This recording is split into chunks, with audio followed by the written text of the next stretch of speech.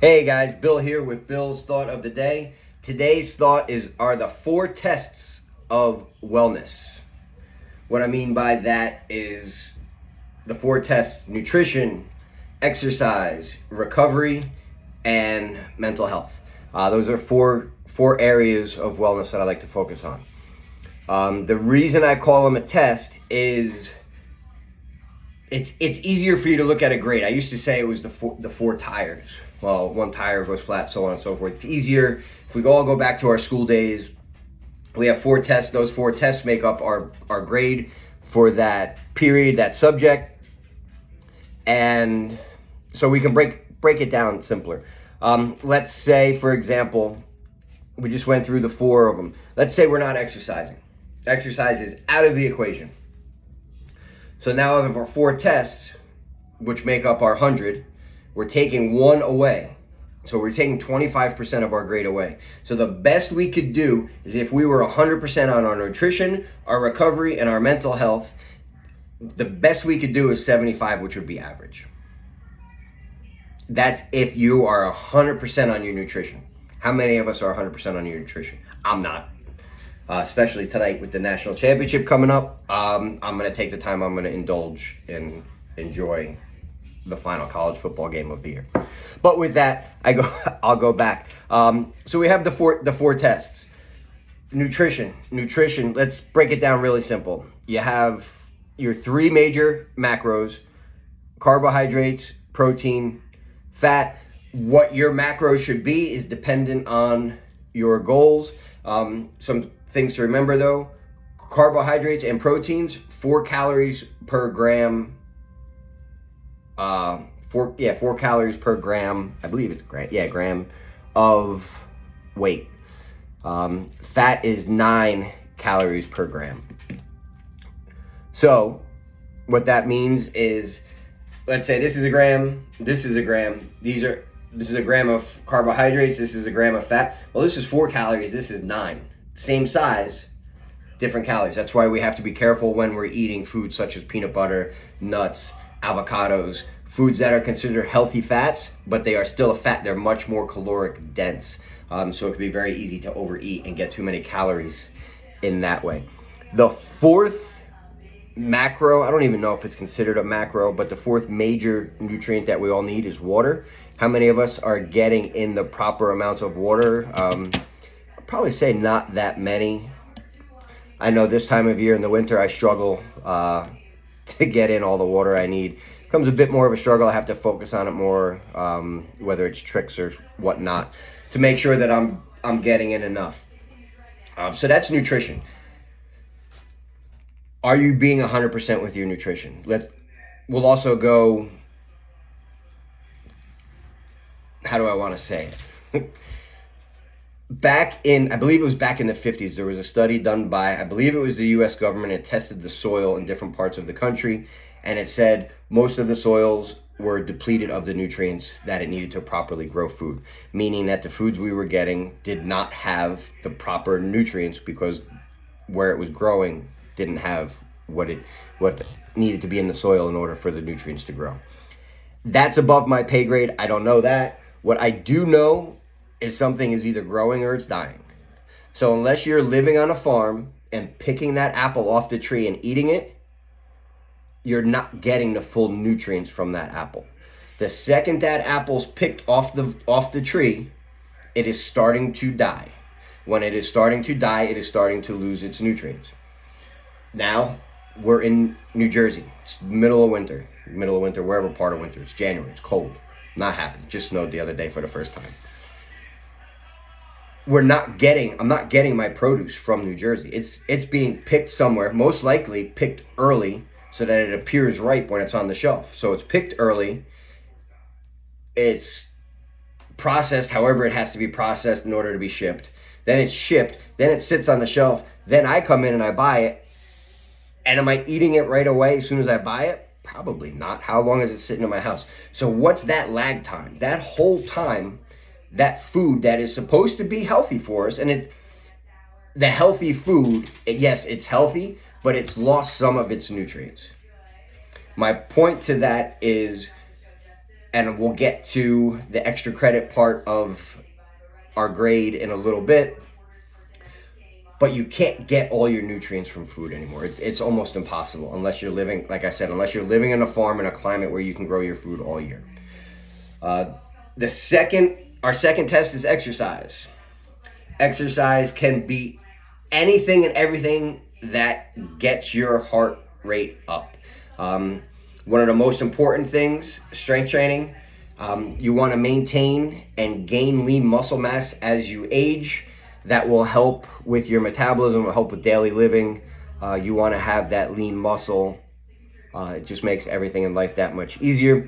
Even when you are trying to lose weight, you want to make sure you are maintaining or gaining your lean muscle, because if you lose your lean muscle, your metabolism drops, and that's a whole other issue. I believe I got into that in one of the previous videos that are up. So we have strength training. It could be different types of yoga. It could be different types of cardiovascular activity. It could be HIIT training. It could be this. It could be that. Make sure you're exercising. The goal of your exercise is to build lean muscle. It's not to burn calories. Yes, calories are important, but you should not be judging your workout based on how many calories you're burning. It's not a true indicator, one, of how hard you're working, and two, it's not a true indicator of how beneficial it is for you, because most likely in a strength training workout, you're going to burn less calories during your workout than you would in a HIIT. But the problem is, with HIIT, once you get back to your resting metabolism, most likely you did not gain lean muscle, so your metabolism isn't growing. With a strength training workout, your goal behind strength training is to gain or maintain your lean muscle, which will increase your metabolism, which means you will burn more calories after your workout from that one workout. Now we'll go into a little bit of recovery. Recovery, helping your body recover from trauma, whether it's surgery, whether it's exercise, whether it's just daily living. What are you doing to help your body recover? One, everybody knows how important sleep is. How many of us get the required amount of sleep? I will not raise my hand on that. I'm a horrible sleeper. I do certain things that aid and help me get better sleep. I notice when I am hopping in that ice bath regularly, my sleep improves. Right now, again, it's January. I'm not getting in the ice bath as much as I would like to, because it's just cold, and it's hard being cold when it's cold. It's easier being cold when it's hot. So I haven't been getting in the ice bath, but the ice bath, great recovery tool. Saunas, another great recovery tool. I have a sauna blanket that I use because I can't always get to a place that has a sauna. Again, I notice my body feels better. I notice I get better sleep. So there are recovery methods that we can do that, one, help our sleep, help the body repair itself. The body does most of its repair during sleep. All the other processes slow down so the body can start doing what it needs to help your body recover from the day. So recovery is an extremely important part that until recently has gotten overlooked. You see more and more now people with those leg sleeves and Norma Tech or whatever the heck they're called. I don't even remember what the technical term is for them now. I'm drawing a blank. But you see people using, a lot of times in physical therapy offices, you'll see people in sleeves that blow up, compression sleeves, so on and so forth. It's another form of recovery to help the body repair itself. So it's getting more and more. You're starting to see recovery centers popping up, vitamin infusions, so on and so forth, designed to aid the recovery. Places that have cryotherapy, saunas, ice baths, whatever else to help the body recover, because we're starting to understand how recovery is so vital in our overall health, which is why recovery is one of those 4 tests. And our last of our tests is our mental health. How's your mental health? A lot of people struggle with it. There's not really much that I can say other than if you're struggling with mental health, Do something to try to improve it, whether it is seeing a therapist. I talked a lot during COVID about it. I started seeing a therapist at that time, not related to COVID, just I had time and I was sitting back thinking and goes, I'm going to keep repeating the same cycle if I don't change something. So started seeing a therapist, worked through a lot of things. It was great. It was like a light bulb went off. A lot of help mentally for myself there. But there's also other ways. Are you listening to podcasts, watching videos, reading books, so on and so forth? Do you have routines that you do? Do you have a morning routine? Do you have a nighttime routine? That all can help your mental health. The one thing I will say is what you're putting in will affect your mental health. If you're putting positive information in, it will have a positive impact. If you are putting negative information in, it will have a negative impact on your mental health, whether it's watching the news, whether it's watching reality shows that are focused on drama. All of that will affect your mental health in a negative way. We want to focus on things that are going to improve our mental health. So now let's look at it. Those are our 4 areas. Again, beginning we said if we take one out, best we could do is a 75. Let's not take one out, but let's say, you know what? I'm never going to be 100% on my nutrition. It's just not going to happen. I like to live my life 80-20 rule. 80% of the time I'm good, 20% of the time I live life. So let's give myself an 80 on nutrition. Exercise, I like to exercise. It's part of my mental health, actually. I'm going to give myself a 90. I don't think I'm 100% in any category. Recovery right now, I'll give myself a 70. Mental health, let's go with 80 again. So let's tally up those 4. That's 160, 230, 320. Divide up by 4. So I have an 80. My grade is an 80. Is that a B? I don't know. I don't know the grade system anymore. I think it used to be a B, or it used to be a C plus. I don't know. Anyway, it's 80 out of 100. Yes, it's good. Is it perfect? No. Now, let's say in each category, we could get a little extra credit, like they used to have at the bottom of the test. You can do it. You don't have to do it, but it's there. So why don't we take advantage of it? So extra credit. What is the extra credit with these 4 tests? Supplements. Supplements, some people love them, some people hate them, some people think they're taboo, some people are afraid to talk about them. Supplement is anything you take to supplement something. So if you're taking a vitamin, that's a supplement. If you're drinking an electrolyte drink, that's a supplement.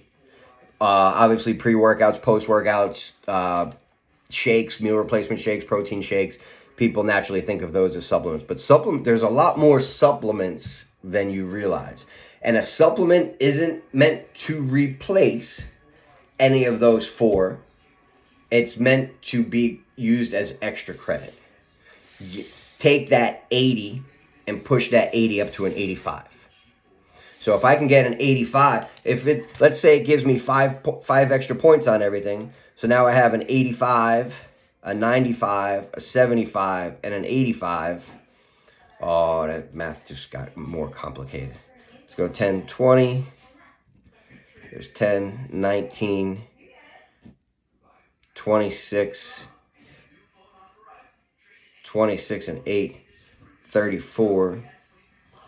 Divided by 4 is I'm above my 80. I think does that work out to it?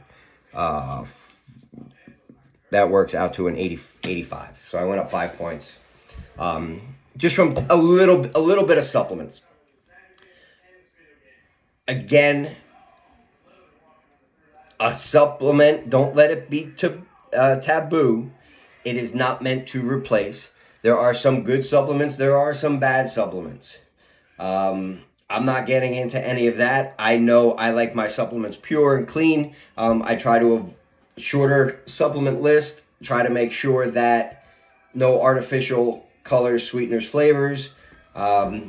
so on and so forth. We could get into what all the artificial stuff does in a later video if you guys like.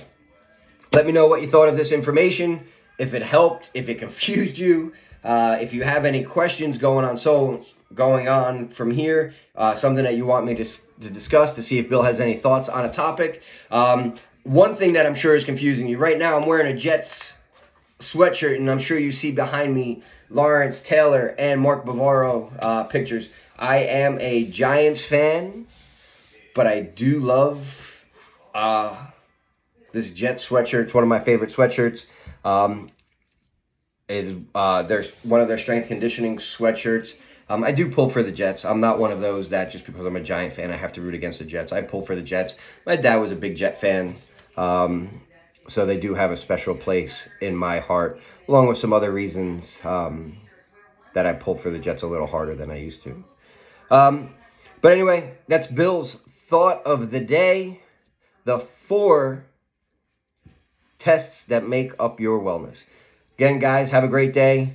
Peace.